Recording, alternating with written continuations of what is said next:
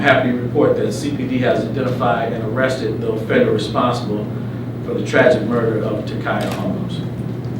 Antoine Jones is a 19-year-old who has been known to CPD for a long time. He was previously identified by CPD to be at a greater risk of becoming a victim or an offender of gun violence, and has been arrested for various offenses, mostly as a juvenile, which led up and built up to this heinous act he committed over the weekend. I'll let our detectives provide you with greater detail on the case, but I want to thank them and the officers who helped lead us to the offender. I said it yesterday at the scene of another incident that claimed the life of a child, but I'm publicly pleading with our state legislators to give us the tools we need to make offenders think twice about pulling a trigger. We need to create a culture of accountability, of picking up a gun and using it. Enough is enough. Thank you to our Lord Jesus Christ that we have the Chicago Police Department who worked around the clock and worked with the community.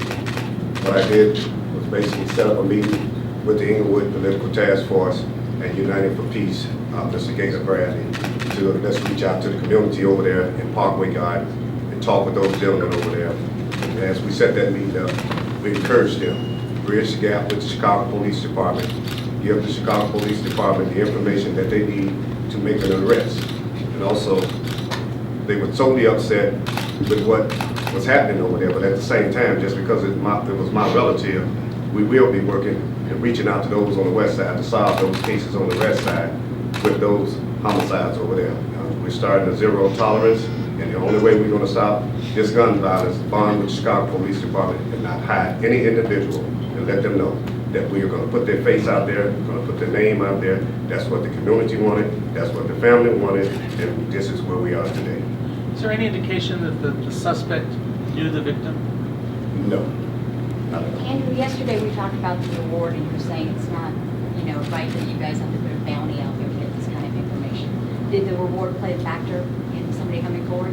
Not at all. Yeah, everyone that we talked to, it wasn't about the money. Even when Richard didn't call, put up $3,000. It wasn't about the money for him. It's just about bringing a person to justice. So people are looking past the money and not worried about the money, it's just the life and building the gap and not pointing the finger at the police department, because one thing we need, Chicago Police Department, and hopefully this individual that's in custody can give them the information, who guided him, why did he make that bad choice, and for him now, my message is to help those that are behind him, that are doing the same thing, to not do it.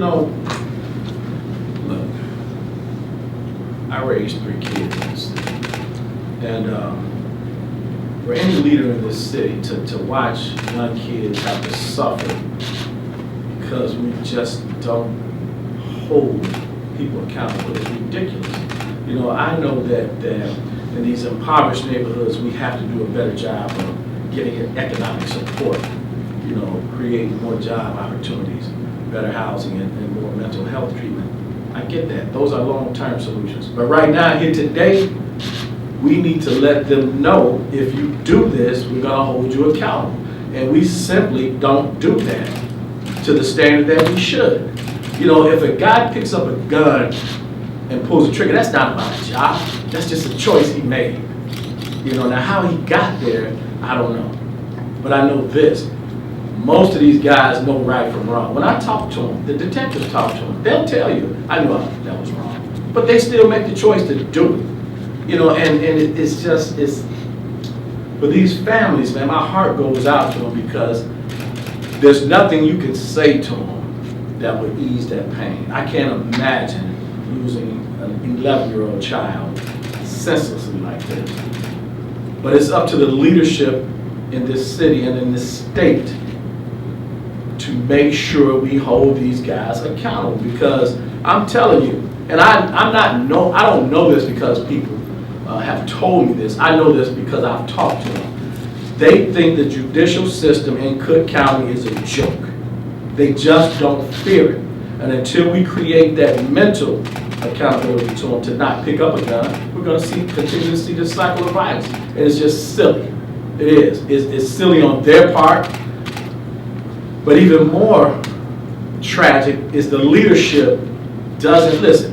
If you are in charge of these communities and you have something to say or you can do something to prevent this and you don't, then that's a failure on you, shame on you, because you should be. The police department, we've arrested double the gun offenders at the same time we did last year. Double. The most dangerous thing a police officer can do on a daily basis is arrest a bad guy with a gun. And we're doing that double what we did last year. And it still doesn't seem to be a deterrent. And why? Because if I'm a gang member and I pick up a gun and pull that trigger, if I know I'm going to be out in 6 months, that's a baseball season. I can do that. You know, so that's so I'm sorry to these families. I am.